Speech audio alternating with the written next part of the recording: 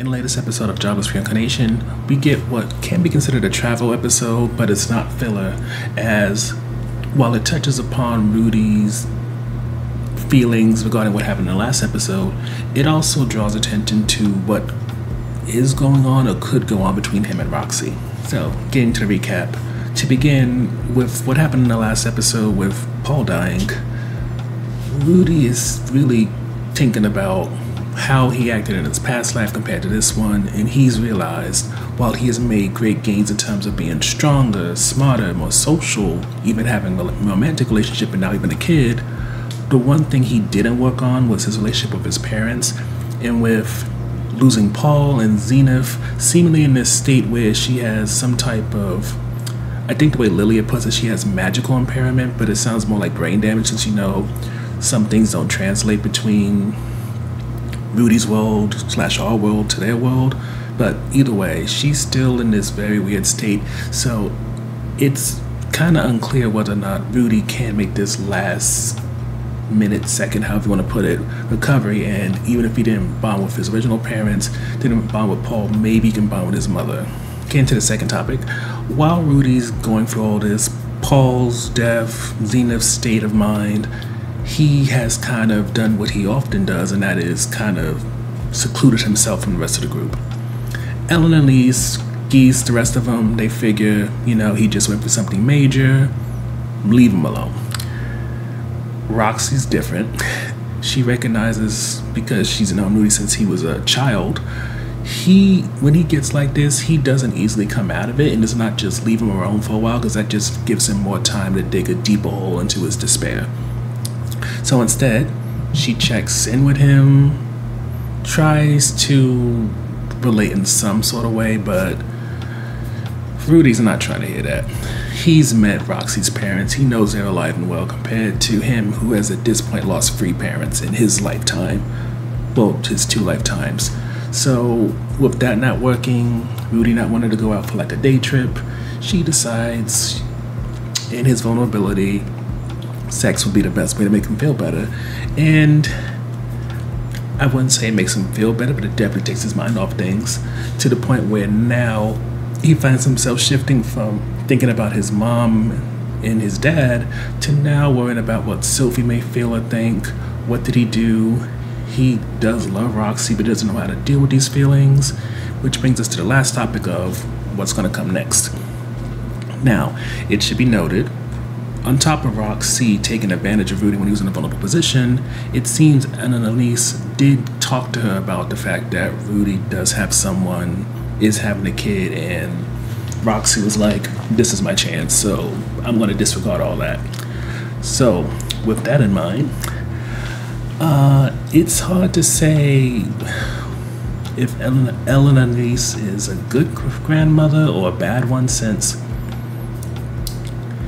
she's seemingly torn. On one hand, he did just cheat on her granddaughter, but on the other hand, she's kind of known Rudy longer, and on top of that, they have a very good, almost brother-sister relationship, so she more so advocates for him to make him feel better, finally, rather than just damns him, compares him to Paul, anything like that.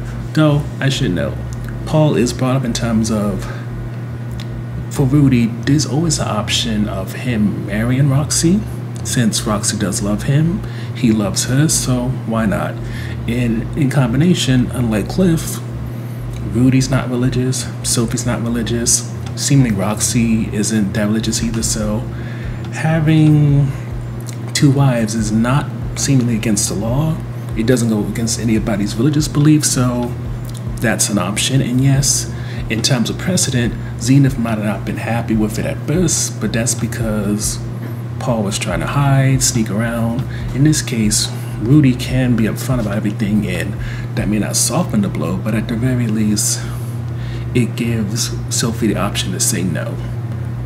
But in her saying no, there's the worry for Rudy that if she says no and decides to leave him, he's gonna end up right back where he started before she healed him. And he's not taking it as far as saying he's gonna get ED again, but the boy has issues, insecurities galore, and he's made so much progress in his current life. I think he recognizes that he's gotten lucky to some point, so all of this can go away in an instant. I mean, look at his hand. Gone within an instant over one mistake. But with all that said, it seems Roxy's down for it. Of course, Elise, she's on Rudy's side and all this, so if Sophie says yes, it seems that that big house is going to continue to get filled with people. And that will probably include Zenith and Lilia, since Lilia has dedicated the rest of her life to taking care of her mistress. Which is strange to say, considering that Lilia was a mistress at one time, but words are fun. Getting to the review section, even though we didn't put in a written review, but now that we think of it, it's kind of a highlight, and that is just how Elise and Rudy's relationship, even though she didn't step up when it came to checking in on Rudy and talking to him while he was mourning Paul, at the very least, she did step in when it came to the whole Roxy thing. And granted, is her advice the best advice? It's hard to say, but as we get into the on the fence portion, when we talk about what Roxy did, we have to recognize that the morals, ethics, and all that of our world and Rudy's former world aren't the same in this new world that he's in. And that has to be considered when you take note of what Roxy did, what Elise said and possibly contributed to. And again, it's not like we have a lot of precedent regarding monogamous relationships, or even ones that aren't, since we'll get into it on the fence portion. Anyway, getting to the second highlight, and that is just seeing Rudy's grief, but it not being dwelled upon as we often see him when he gets emotional for. At this point, we get it. Rudy's a very emotional boy, man, however you want to put it, and it takes him a while to get through things, especially if he's left on its own.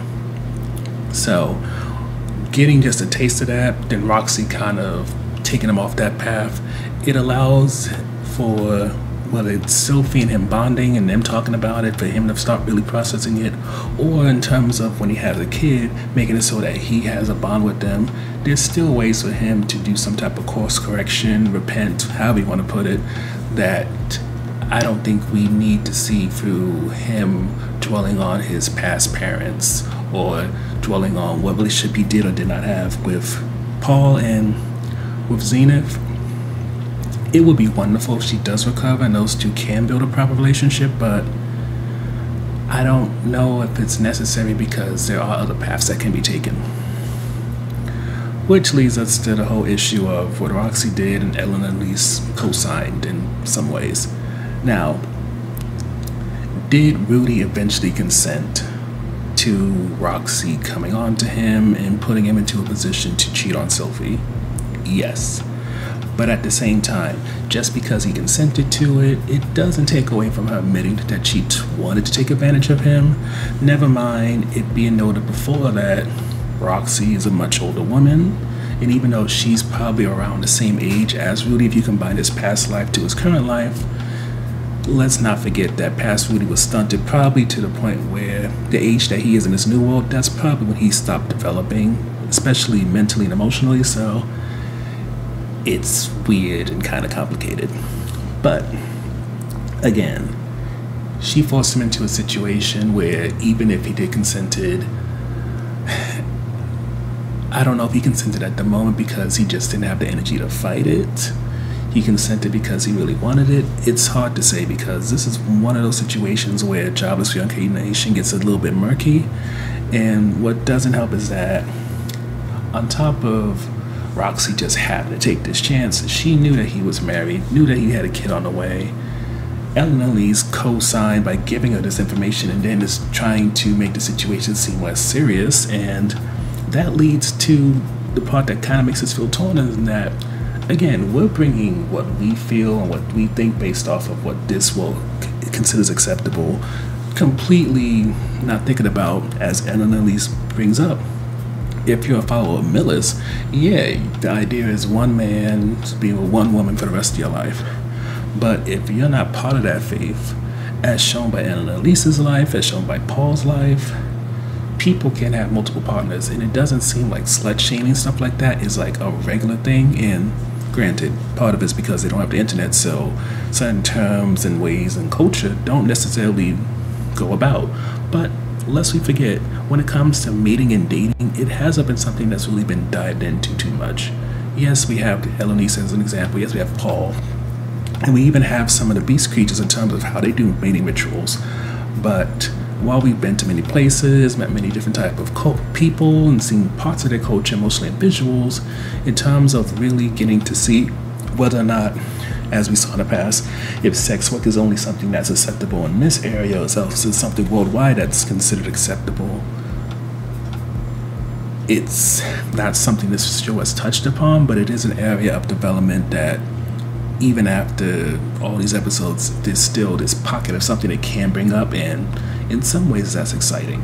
But overall, while the whole Roxy situation still gives us pause, and Ellen at least being part of it also makes us kind of raise an eyebrow, at the same time, what we have to remember when it comes to Jobless Reincarnation is that part of its appeal is that it has no issue going into murky territory, making certain characters that are generally likable into somebody who has traits or else moments which make them unlikable, and it's all about making them seem more developed rather than making it so this is a generic hero, this person is this archetype.